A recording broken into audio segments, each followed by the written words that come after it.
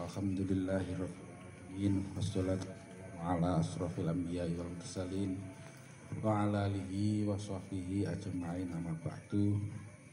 Yang saya muliakan segenap Dewan Harian Limasal cabang Pemalang, terkhusus kepada ketuanya Jawa sama jenenge Pak Kiai Nur Fuad, panel kalau Kiai Pak Fuad.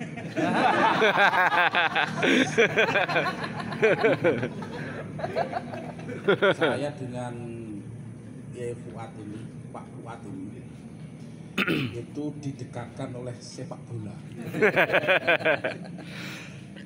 Mungkin jenengan yang baru tamat itu nggak tahu ya, ada sejarah. Dulu itu Lirboyo itu ada sejarah yang luar biasa.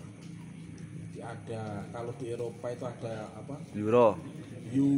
Kampion. Kalau di Lirboyo itu ada UEFA. United Lirboyo Football. Ya yang di Pulokoto ya saya ketuanya. Di Pulokoto yang modelnya gini. Pernah berhadapan dengan Persik Junior dan macam-macam lah, termasuk kita juga sering eksbisi ke luar pondok dulu, dan alhamdulillah saya bersyukur belum sampai selesai sudah dibubarkan sama Mbak Idris. Ini orang bubarkan Pemalang menang. Tapi dulu itu yang gondrong itu saya. Dan sekarang sudah Kualik. ternyata nggak enak gondrong. Kalau punya paman itu Mbah Maksum itu gak enaknya itu loh. Dikira sakti. Tapi kalau yang gondrong ini nggak tahu saya. Perlu dicoba. Segenap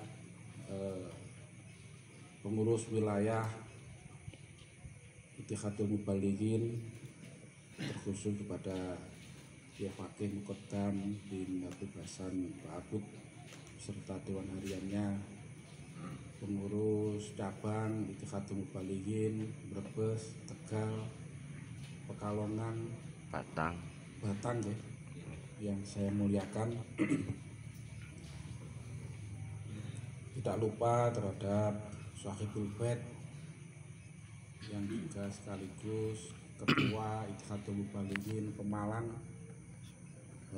Yai Fathul Munir. Mudah-mudahan diberikan panjang umur. Amin. Pertama kami panjatkan puji syukur kehadirat Allah Subhanahu wa taala. Amin ya Allah. Malam hari ini kita semua masih ditakdirkan dapat berjumpa dalam rangka Kopdar dalam keadaan sehat walafiat. Amin ya Rabb, amin. Surat Mustassalam semoga senantiasa terlimpahkan kehariban baginda besar Muhammad sallallahu Allahumma sholli alaihi. yang mana dengan tuntunan dan bimbingannya kita bisa menemukan jalan keluar dari segala masalah yang kita hadapi sekarang ini. Kula niki repot nggih. Ketua Himasale kowe enak pidatone. Ketua Lim wilayah tambah jos. Nah, saya ini ketua Ittihadul Mubalighin yang bukan mubalek ini. Sanding dengan dia.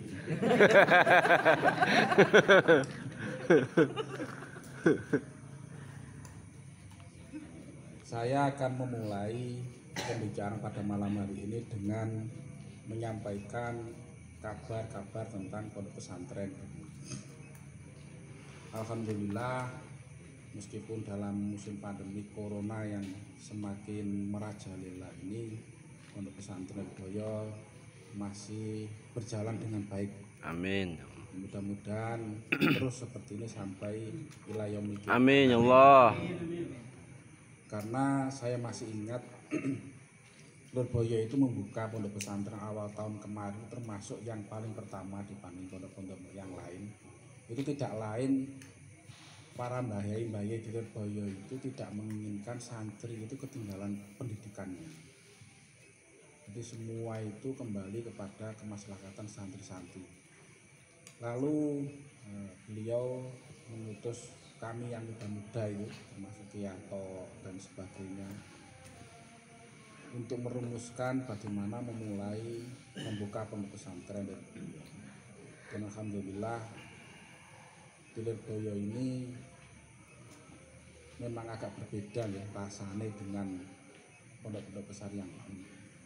Di Lirboyo itu ada forum keluarga yang namanya Badan Pembina Kesejahteraan Pondok Pesantren Lirboyo. Semakin kesini cucu-cucu dari Mbak Abdul Karim semakin banyak, maka ada lagi Badan Pembina Muda. Jadi yang diisi oleh cucu-cucu dari Mbah Abdul Karim yang muda-muda yang dikomandani oleh Kiai Nurul Huda dan Kiai Atoilah Sulahuddin Anwar. Dan alhamdulillah ini luar biasa karena bisa mengakomodasi pemikiran-pemikiran kuliah muda supaya tidak cari pemikiran sendiri-sendiri. Jadi kita meskipun banyak disatukan dalam wadah badan pembina. Jadinya ya seperti ini. Saya bagian keluyuran begini. Karena memang saya itu sejak dulu nggak jelas ya. Sekolah aktif dulu, mora-mora tamat. Ya.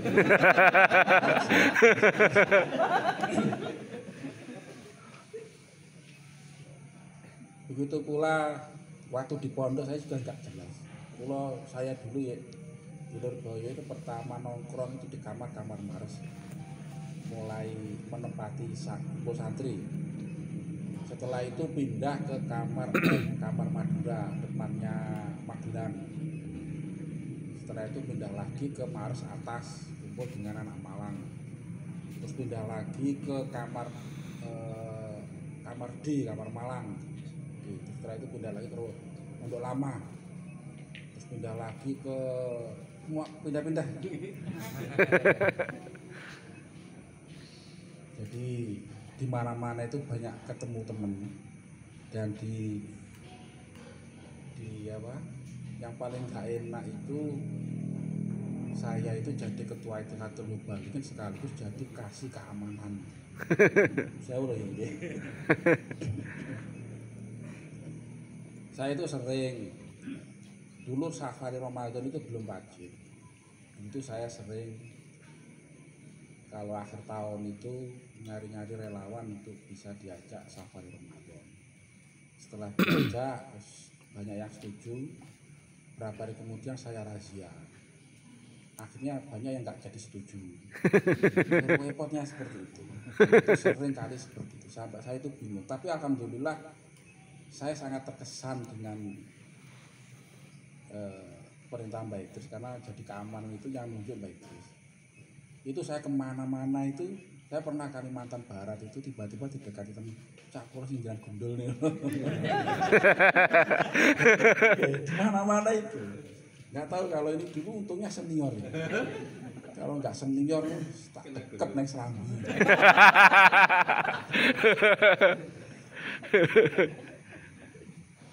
Saya di Kalimantan Timur malah sudah jadi kiai itu, ceramah di hadapan Yai Zam, di hadapan cerita saya dulu yang boyongkan itu seperti enak itu.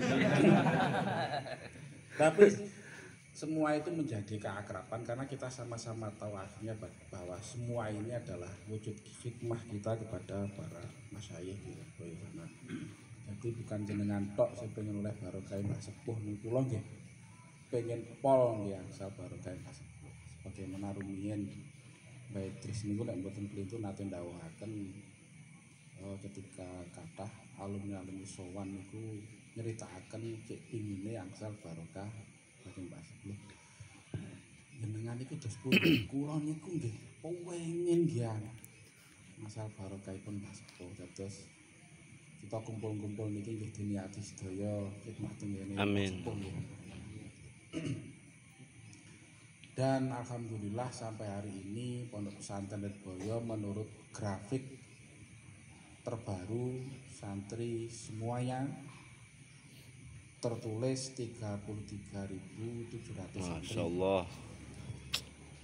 Niki lek nggih partai itu lumayan. TPR. Dan tetap satu di dalam naungan induk. Alhamdulillah semuanya berjalan dengan baik meskipun sistem pendidikannya ada yang masing-masing. Karena di Lirboyo itu sudah mewakili semua kebutuhan yang ada di luar. Di pondok sambil kerja sudah ada tempatnya, di DS dan di HI sambil kuliah juga ada, boleh yang elit pun juga ada, yaitu Arisalah. Salah. Dan induk tetap pendidikan sebagaimana dulu lahirnya, tetap mengadopsi sistem salaf. Dan dalam perkembangannya Lirboyo semakin banyak cabang-cabangnya, sampai sekarang sudah ada sekitar 15 cabang. Alhamdulillah Lirboyo sudah ada di Kalimantan Timur, sudah ada di Riau, sudah ada di Majalengka, di Blitar, di Malang, dan di Kediri sendiri juga ada. Panjenenganipun mungkin Gus Doyo mlampah. Amin ya Allah. Kersakaken para masayikh. Bahwa tentang kondisi pondok pesantren Lirboyo, dan tetap ada takziran, tetap ada. Bulan sing ora tayane gundulan isor dhuwur. Sekian zaman almarhum Bayi Maksum niku lak masyhur niku. Gundul isor dhuwur.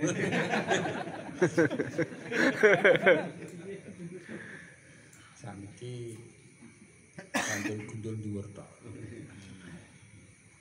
Pendidikan di madrasah juga tetap sama, masih ada siswa awal, siswa sani, ada musyawarah, ada wajib belajar, dan ada masih berangkang, ngadeg, Tawaf. masih normal, masih tawaf di aula.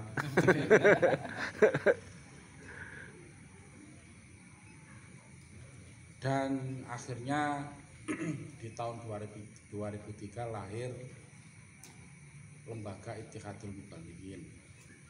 Yang saya ingat Ittihadul Mubalighin itu lahir dari pemikirannya Mbah Idris yang saat itu disahkan bersama Mbah Yanwar. Ittihadul Mubalighin dulu awalnya itu hanya untuk menaungi santri-santri yang ada di Pondok Lirboyo yang keluar. Jadi dulu Lirboyo itu sering dimintai khotbah, dimintai ceramah, dimintai guru-guru TPG itu karena sebelumnya belum ada wadahnya. Lalu Mbah Idris itu menginginkan ada sebuah wadah yang bersifat menaungi santri yang keluar dari pondok pesantren Lirboyo. Begitu pula dengan Safari Ramadan. Dulu Safari Ramadan itu tidak sampai keluar daerah, hanya ada di pondok pesantren Lirboyo. Tapi dalam perkembangannya tahun demi tahun, Safari Ramadan itu berkembang pesat kemana-mana. Dan saya merasa waktu itu yang ditunjuk menjadi ketua Ittihadul Mubalighin itu sudah semakin kewalahan gitu.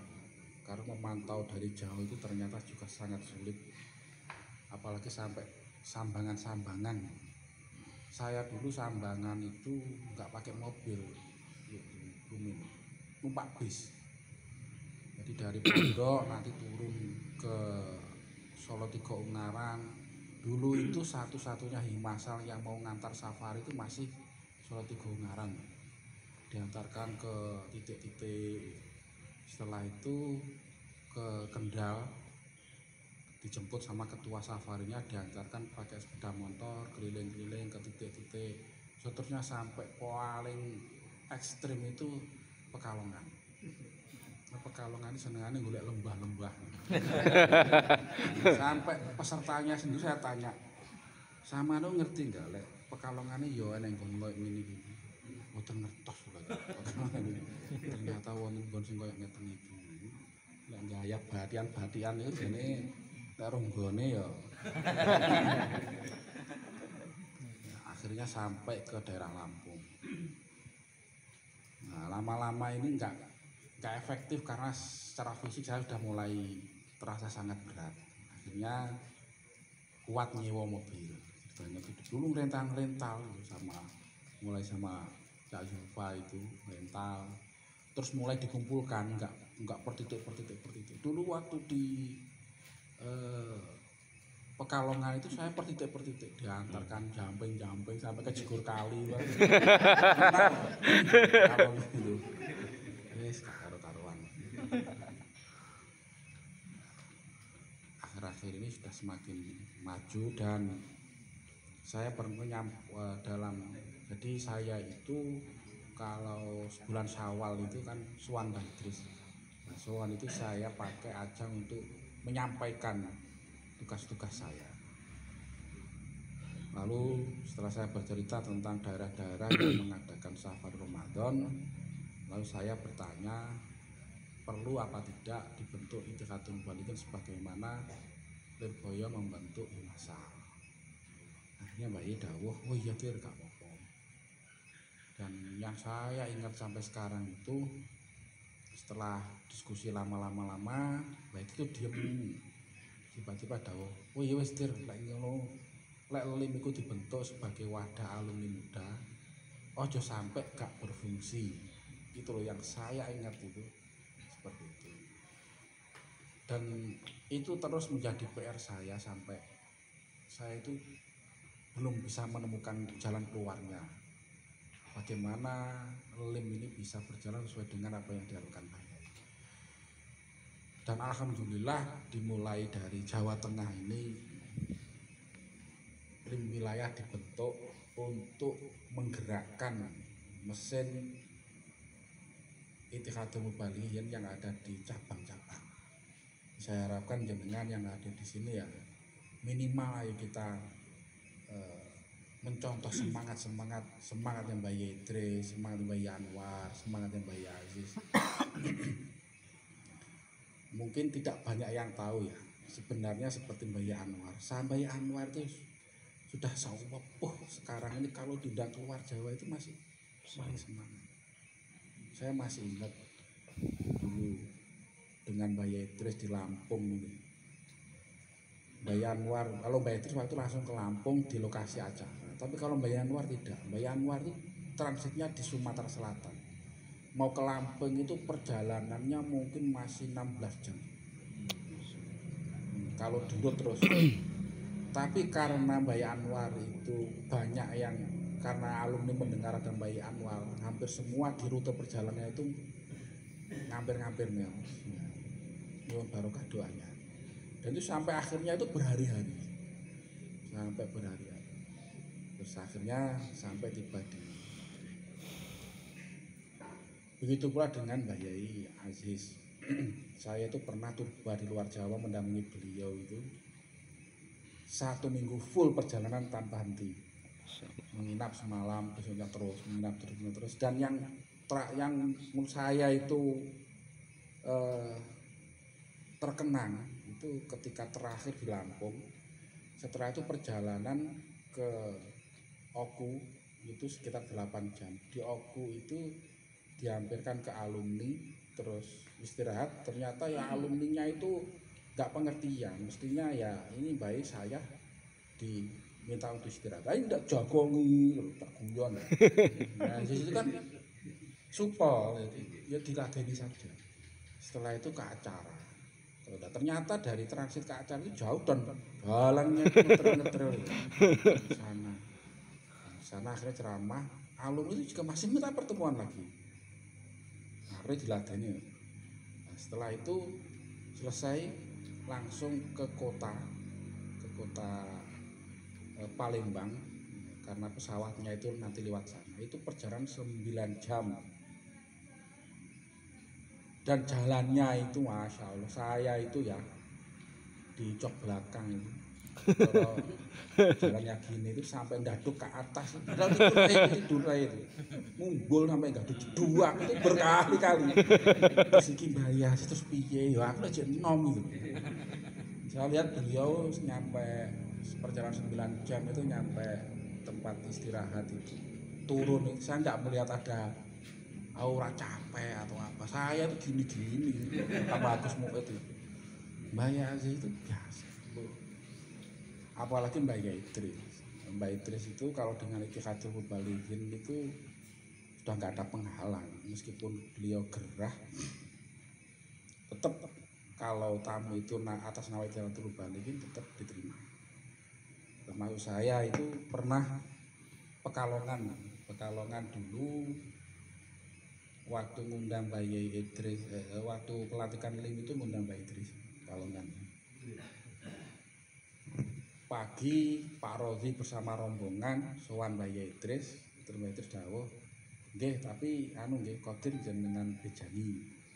Akhirnya Pak Rozi ke rumah saya menceritakan kalau akan mengadakan acara pelantikan Ittikhadul Mubalighin yang mengundang Mbak Idris.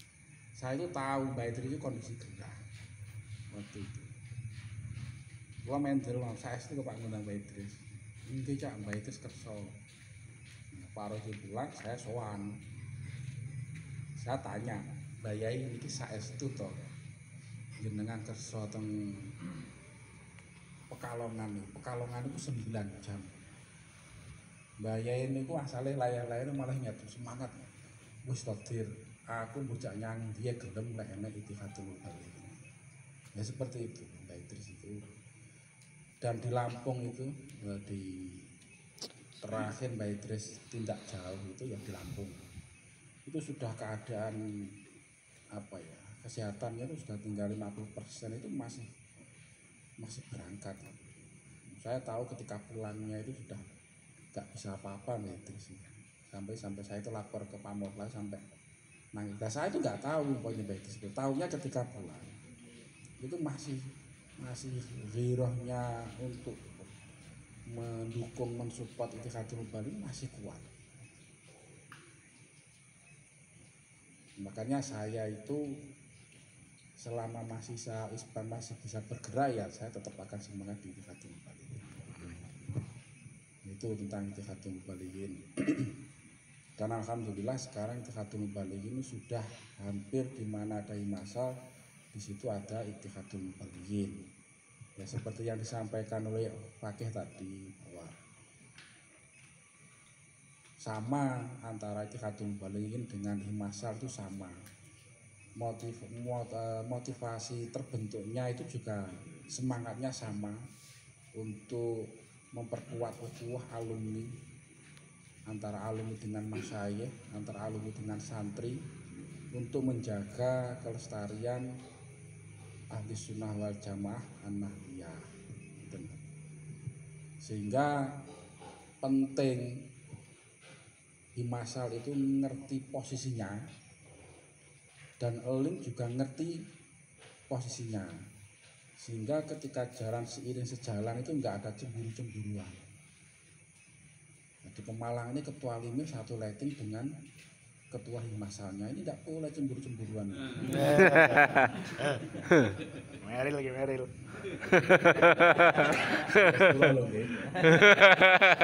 Ngomong mail terus. Tapi jomblo, tenang ya.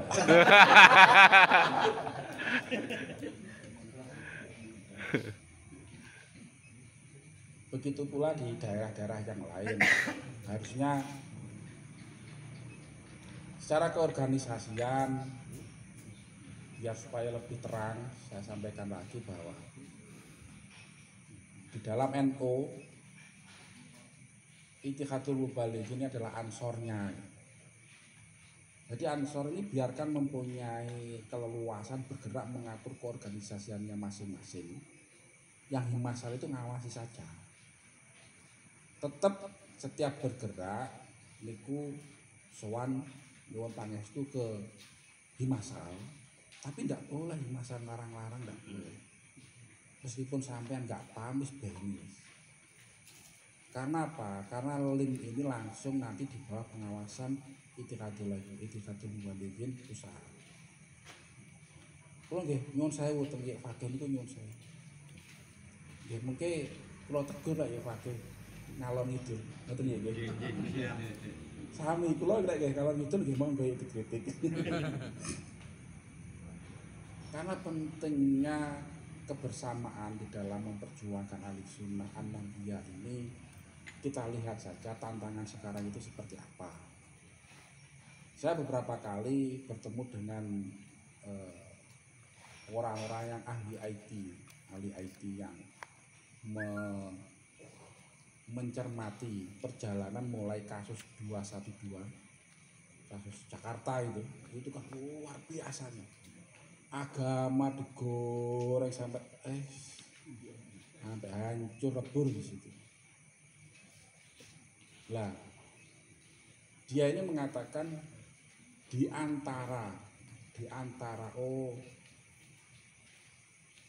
orang-orang yang bisa membentengi ahli sunnah wal jamaah Nahdliyah itu alumni yang bisa mengkonter dalil-dalilnya yang sakarepe dhewe itu alumni Lirboyo.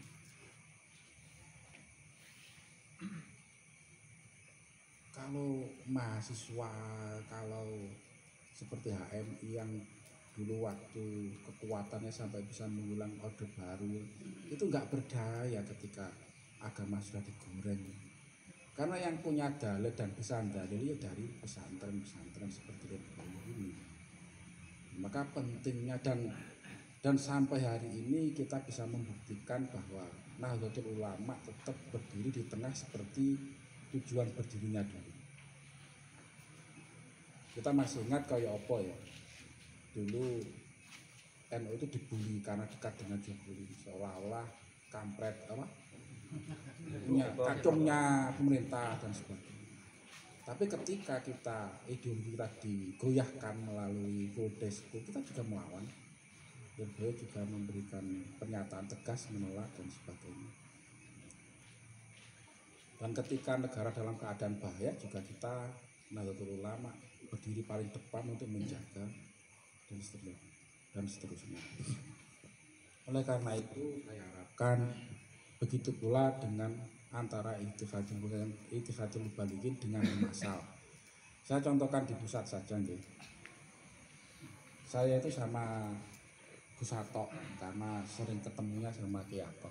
Ki Hato itu sekjennya Masal, ketuanya YKPABI. Ya saya kalau sama YKPABI ya harus opo ae dawuhe. Tapi kalau sharing-sharing saya ke Gus Hato. Itu enggak kami itu saling menguatkan ya. Ittikhadul Mubalighin dengan Masal. Contohnya saja seperti Safari Ramadan. Kebetulan saya jadi ketua pondok, Ki Hato itu jadi mudiran madrasah. Ketika ada perselisihan pendapat tentang masa liburan, misalnya kemarin itu diputuskan sebenarnya liburannya tanggal 28 ya, 27 Syakban. Nah ini kan menyulitkan kita yang akan melakukan safari, masa kurang 3 hari balik pulang. Terus safari ini Ramadan oleh dino. Akhirnya karena memang padat, saya minta toleransi kepada beliau di forum sidang ya. Nah, dia berpangkat, saya mendengar bahwa sebelumnya sebenarnya ada usulan-usulan terkait dengan pemulangan bagaimana tidak tanggal 27 tapi tanggal 25 itu ya kok nggak mau, tetap kukuh. Nah, ketika sidang bersama di dalam forum pembina muda itu saya mengusulkan atas nama Ketua Ittikhadul Mubalighin ingin liburan itu tanggal 25. Ya toh itu tidak langsung tidak, tapi apa alasanmu? Gitu. Apa alasanmu? Karena mempersiapkan safar Ramadan itu butuh waktu. Satu. Yang kedua ya mempersiapkan lokasinya itu nggak bisa sehari 2 hari. Nah akhirnya ya wis lah ngomong. Artinya enak. Yang sepuh itu mau ngomong, yang muda mau mendengarkan. Jadi seiring sejalan kayak supir kondektor tadi tuh. Mulai kondektore wae ngomong kanan kok ngomong ini, supire manut ya gak kena ya. Makanya supir karo kondektor harus kompak. Lalu di kondektore demi kanan kok malah ngiri ya tambah ra kena pisan. Ya harus seiring sejalan. Ngoten nggih? Sampean yang Ittikhadul Mubalighin yang sekarang nggak ada masalahnya itu kalau menemukan himasal-himasal yang belum paham dengan problem seperti ini, sampai jelaskan seperti saya menjelaskan ini. Kalau tetap nggak paham, suruh nelfon saya. Sudah sama, nggak usah tensi tinggi, biasa saja. Ya saya dulu itu dibully awal-awalnya itu kata lupa balik. Ya sama dengan ceritanya pakai tuba-tuba. Kenapa ada kata lupa balik gini tuh? Nyapo kok enek, zaman biyen gak enek. Saya dulu tuh masih ingat, tiba-tiba itu ada pengurus Lirboyo itu nemu saya, terus tanya, saya disuruh alumni ya untuk menanyakan kenapa tosok kok ada safari barang. Dulu loh zamannya Mbak Emak itu nggak ada, kan aneh tuh pertanyaan. Akhirnya karena saya nggak bisa jawab, ya sebenarnya bisa jawab, oh gelau timbangannya.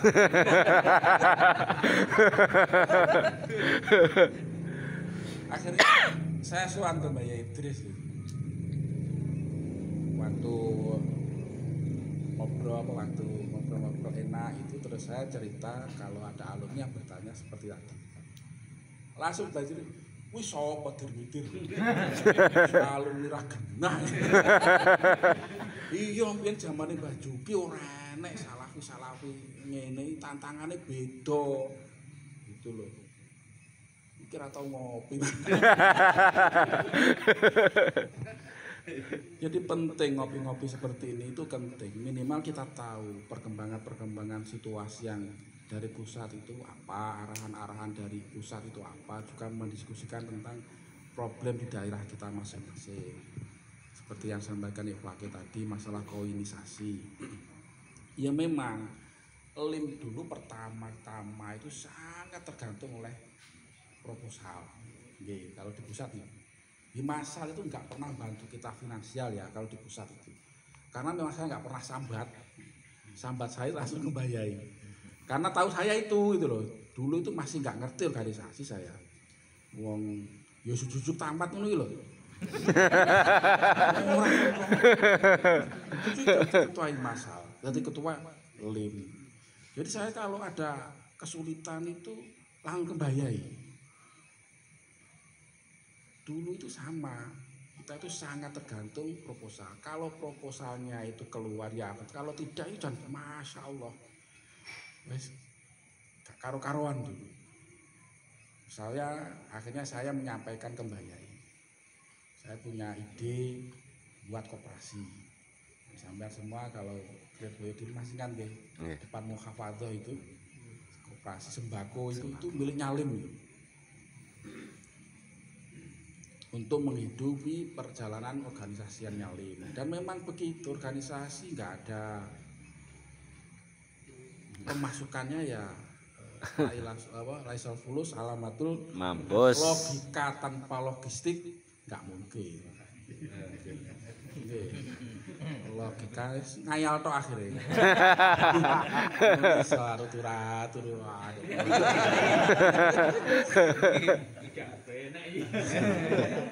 Ini saya yakin kok sampai hari ini LIM wilayahnya torok terus nggak bisa enggak. Nah ini monggo semangat LIM wilayah ini harus diadopsi oleh LIM daerah. Ya, sampai Kudus, sampai Wonogiri, sampai Demak, sampai mana-mana. Wong gawe duwire sapa? Wong LIM itu enggak punya pemasukan. Mikir. Tapi laris itu.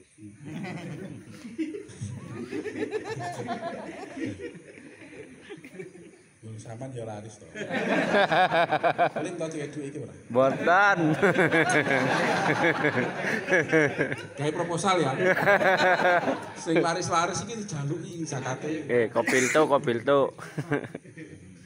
Ya begitu. Jadi kita ini harus mandiri di dalam banyak hal, termasuk mampu menghidupi diri kita sendiri.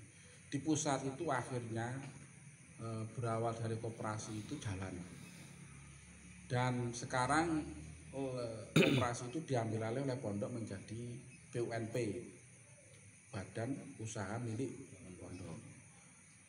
ya alhamdulillah berkembang pesat, tapi belum ada bagi hasilnya karena masih dalam. Tapi LIM juga punya usaha toko dan peracangan, ini sudah cukup dan insya Allah nanti akan dikembangkan ke yang lain, mudah-mudahan jalan dan menular ke Amin ya LIM Allah. di bawahnya. Banyak hal yang bisa dilakukan untuk mencari pemasukan gitu, selain koin, dan yang termudah itu koin. Koin itu maksudnya gak modal itu, tinggal kita itu kreativitasnya seperti apa. Dan benar yang disampaikan oleh Yovake tadi, di mana-mana itu kalau kita mau gerak, orang-orang itu senang karena daripada dikuasai oleh Menhub. Dan ini budgetnya kalau lancar luar biasa, bisa dijadikan pemasukan untuk menjalankan roda keorganisasian kita. Paham nggih? Jadi jangan sampai ada miskomunikasi lagi antara Itikadul Muballighin dengan Himasal. Sing cilik ya ngerti fungsine, sing gedhe nggih ngerti sini. Ngono to Mbah Gondrong ya. Di sini nggak ada toh bis-bis ngono itu. Di Pemalang ini loh, mboten wonten toh Pak Ketua. Ya, alhamdulillah. Dia harus tahu, saling tahu porsinya mana. Saya itu kemarin cerita di Jember itu ditelepon sama sekretaris Himasal yang cerita kalau Itikadul Muballighin itu malah musuh Himasal. Oh soal kok iso saya cilik ngurusi kiai-kiai ini.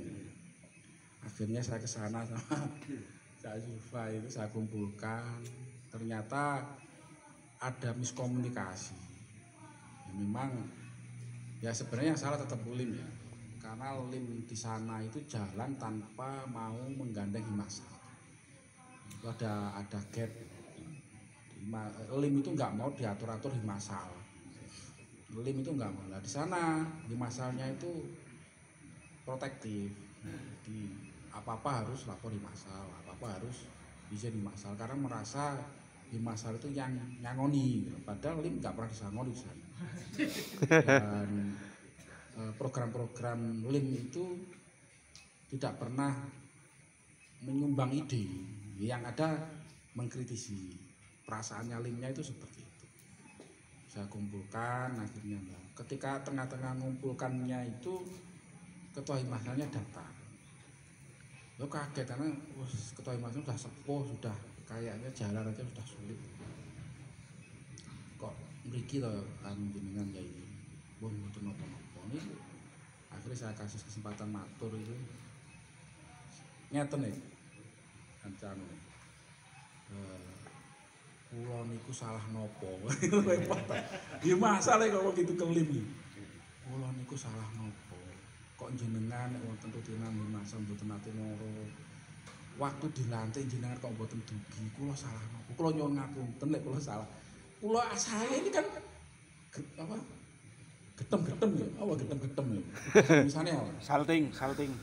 Beda. Gregeten. Kok sampai Himasal dawuh seperti ini, tak kira gedene salah ya arek.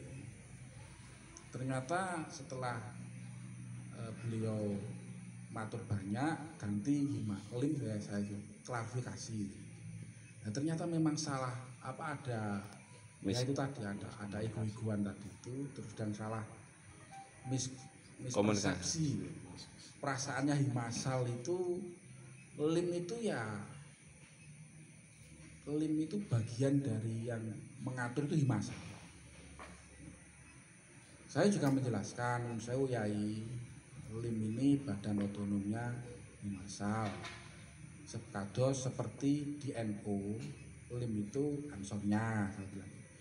Biarkan di mereka itu bergerak sesuai dengan keinginan mereka selama tidak keluar dari real pondok pesantren Lirboyo.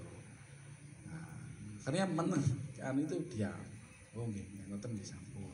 Tapi kalau nyuwun lek rutinan dugi. Nah itu. Ini saya ultimatum, pokok aku sesuk rutinan kowe ra teko tak telepon. Saya kawal itu. Nah, masalah ada rutinan per bulan sekali saya telepon. Teko enggak Lim? Dugi Cak tapi telat. Ini saya ini gimana ya? Ya sangat miris sih. Kalau nanti sampai ada Lim di daerah lain yang seperti itu. Sampai nyusahane sing sepuh nih. Kalau kita merasa terecok yang sepuh biasa itu. Kalau kita yang muda-muda itu merasa terkekang sama yang sepuh itu biasa kalau saya. Tapi kalau kita menyusahkan yang sepuh ini ya jangan sampai lah. Karena kita itu masih sangat perlu banyak belajar tentang bagaimana menata kehidupan keorganisasian kita. Saya dulu luar biasa awal-awal megang Lim itu tantangannya luar biasa. Saya mau kunjungan ke daerah itu daerah jawab nggak siap dikunjungi itu pernah. Ya pakai cerita tantangannya seperti ada yang sulit diajak komunikasi ya itu biasa ya. Saya belum pernah ditolak.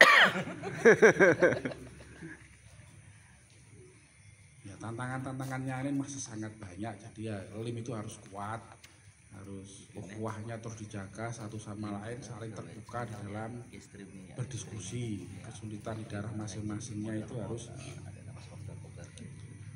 disampaikan. Kadang begini loh, kesulitan di sini itu bisa terpecahkan dengan kemudahan yang ada di daerah lain. Itu misalnya koinisasi di Semarang, Kabupaten Solotigo itu koinnya jalan. Ya itu silakan nyontoh di sana itu bagaimana. Begitu pula dengan misalnya kalau menemukan Ittihadul Balighin di tempat lain kok jalan, ya tanya saja kok bisa jalan seperti apa. Lihat kan tinggal niru. Kita itu satu alma mater, bukan orang lain. Apanya yang harus ditutupi? Wong adusnya bareng. Iya enggak? Adusnya bareng. Misalnya kita diskusi kok harus ada sekat-sekat itu kan aneh. Maka saya harapkan betul dijaga. Kalau kita itu kompak, yakin beliau-beliau itu marem. Saya itu punya cerita begini. Waktu saya safari, ada alumni itu cerita merasa sangat kesulitan ketika berjuang di daerahnya. Bahkan beberapa kali dia itu diusir oleh masyarakatnya karena emang nggak cocok, manhajnya itu nggak cocok. Tapi dia itu suatu saat ingat, memang dia itu nggak pernah tawasul sama masyayikh Masya Allah. itu nggak pernah. Karena dia itu mentok lah, sumpek itu mentok, mosok rono diusir. Akhirnya mengingat kembali ijazah-ijazahnya Mas Ayi, tawasulnya dia. Alhamdulillah berapa tahun kemudian dia bisa diterima masyarakatnya dan bisa berkembang di situ. Nah itu saya ceritakan ke Mbak Idris. Mbak Idris itu dawuhnya gini, kalau Mbak Idris kalau saya itu memang nggak pernah dalil, mungkin tahu kalau saya itu nggak paham dalil. Ya ngono kuwi Dir. Pokoke kok alumni ku cek gelem merjuangno Lirboyo, ajarane Lirboyo. Kuwi mesti didongakno to karo Mbah Abdul Karim. Amin ya Allah. Mbah Makro. Lah itu wis cukup bagi saya. Cukup menguatkan hati saya, gak wedi apa-apa. Safari waktu di Kalimantan Barat itu di daerah Sosok itu mayoritas orang Dayak dan pernah ada tragedi pembantaian orang Madura di situ. Posok. Nah ini mau safari ke sana, 99% pesertanya itu orang Madura. Ada alumni yang minta ya, di sana, alumni asli pribumi, orang Melayu, di Lirboyo nggak tamat, minta safari di situ. Lah, santri-santri itu juga tahu kalau sejarahnya dulu itu pernah ada pembantaian di sana. Cerita ke saya ingat dawuh Mbah Idris itu, purayu didongakno ta lho. Budalo, lah bilang gitu. Budalo. Kok aku gelem budal, engko takut nih. Ini saya janji sama, akhirnya betul waktu teman-teman berangkat ke tempat safari itu saya mendampingi berangkat ke sana. Dan alhamdulillah sampai 3 kali dan perkembangan mualaf di sana itu luar biasa. Masya Allah. Jadi saya tambah yakin loh itu nggak ada bayar karen. Itu situasinya gawat, bahkan beberapa wali murid itu yang mencabut anaknya nggak boleh ke sana itu ada beberapa wali murid yang anaknya karena trauma dulu di sana itu pernah ada pembantaian itu nggak boleh anaknya ke sana. Alhamdulillah ya memang hebatnya lagi ya Lirboyo itu punya tradisi kopler ya. Pulau ini kopler nih, jangan kopler. Saya kopler ya Pak. Dengan siapa saja ramah. Bahkan ada di sebuah tempat titik safari itu suatu saat tokoh masyarakatnya kecelakaan meninggal sampai otaknya itu keluar. Nah terus akhirnya mau nggak mau yang merawat jenazahnya kan Santri. pengurus apa? Delegasi safari. Akhirnya setelah dilesi ya seru jenenge mayit coklek kabeh itu wong katanya teman-teman itu yang delegasi safari itu pucatnya lebih pucat daripada mayitnya. Wedi tapi gak bisa menghindari. Akhirnya yang ngedusi. Nah, ketika melihat lokasi makamnya itu aneh. Nah, ini makam muslim, ada yang menghadapnya ke sini, ada yang ke sini, ada yang macam-macam. Terus ditanyakan kok bisa begini? Ya, di sini cara ngiblatnya itu menurut arah sinar matahari. Di sana itu. Jadi kalau sorotnya ke sana, ya wadahnya ke sana. Jadi dan kebetulan saya pas di sana. Jadi saya diberitahu kalau jenazah barusan kemarin dia meninggal. Akhirnya saya takziah ke sana. Itu masya Allah namanya pedalaman gitu. Jadi mau nguburkan saja harus nyabrang kali, naik perahu kecil sana nyampe sana ya betul makamnya karo-karoan itu. Terus tak foto ya. Dikenang-kenangan ya bahwa saya itu pernah menalami hal yang semacam itu.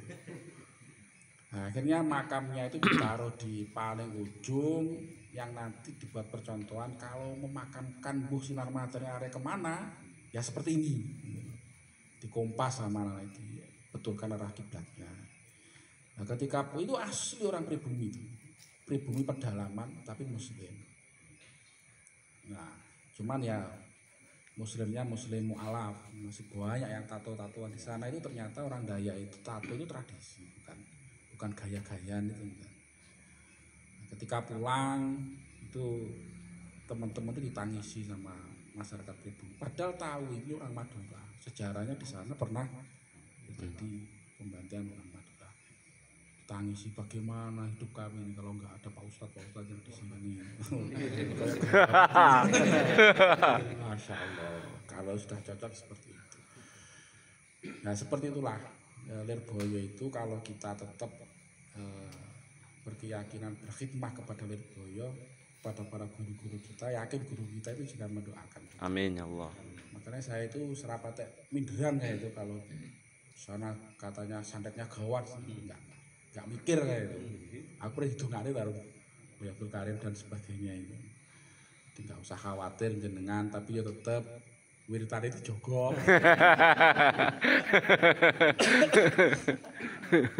Karena memang penting. Saya beberapa kali menemukan alumni itu meremehkan yang semacam itu dan betul-betul kejadian. Nggak ada orang berjuang terus nggak ada cobaannya, itu nggak ada. Iya Pak Guntur. Ya itu pol. Saya itu ingat Kang Kuat itu waktu di YouTube ngidoni.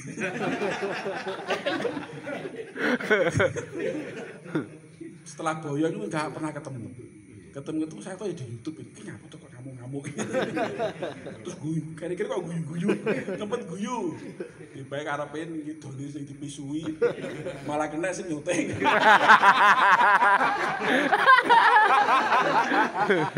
aduh pemain bal pengen jadi artis.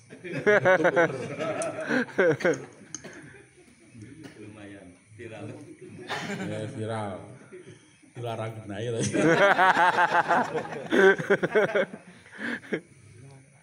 Mending kayak fakir viral di YouTube kemarin. Bab Arep ngrabene santri nih. Gitu. Pak Babinsa. Aku kuwatir kok teko kono cepet dhewe.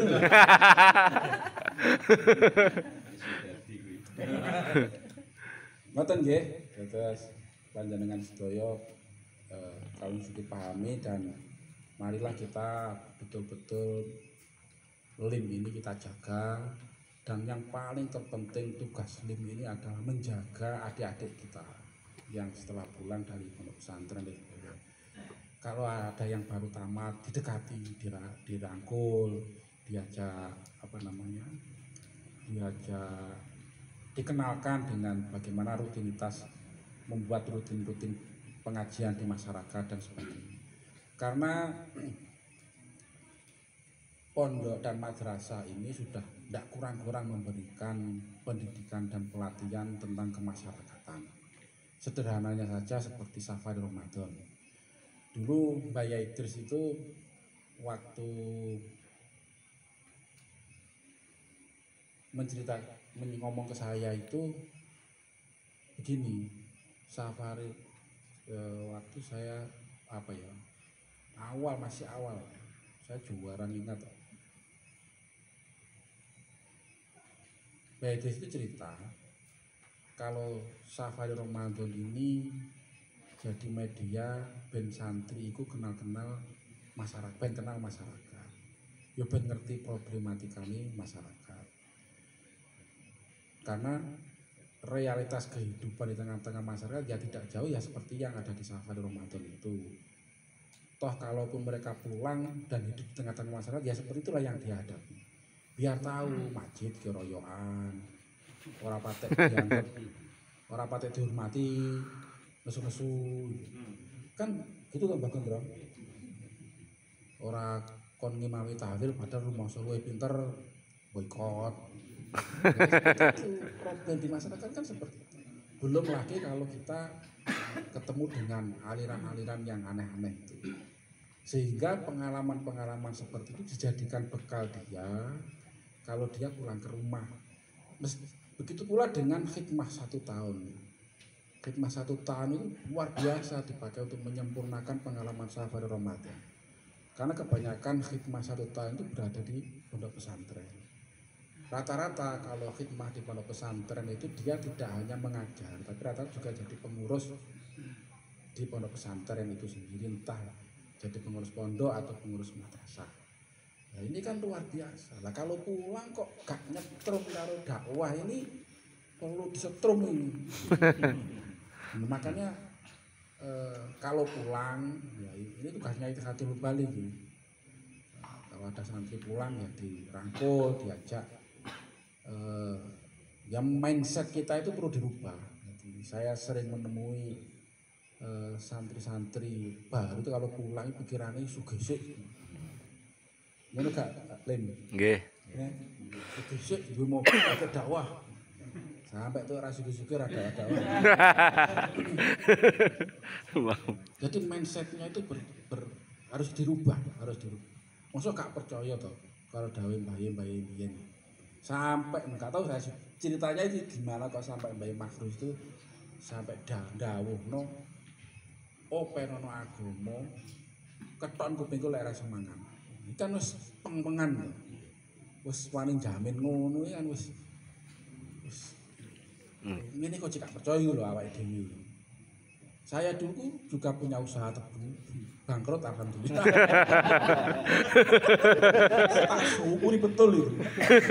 Bangkrut. Saya itu paling fokus itu loh. Kalau dulu jarang kan pondok. Waktu giling tebu meri wong sumbung. Nanti ekonomi akan tertata sendiri. Ya cerita-cerita dulu ya, Mbak Anwar itu dulu ya karetnya seperti itu.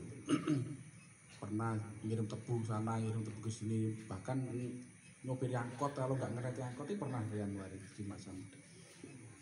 Tapi suatu saat akhirnya menemukan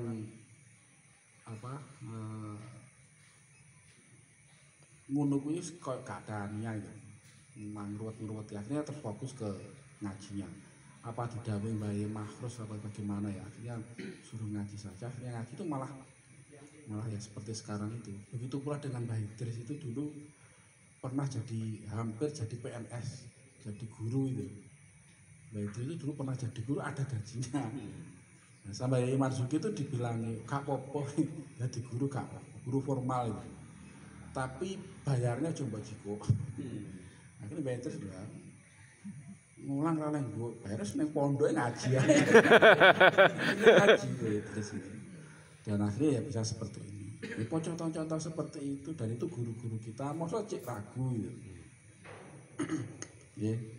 Nah, mungkin itu yang perlu kami sampaikan. Monggo sharing-sharing ini kita kembangkan di lain-lain. Barangkali jenengan punya masukan, bahkan kritikan, monggo kritik saya, kritik Mbah Gondrong, kritik monggo, karena saya sudah biasa dikritik gitu. Dari kami kurang lebihnya mohon maaf. Assalamualaikum warahmatullahi wabarakatuh. Waalaikumsalam warahmatullahi wabarakatuh.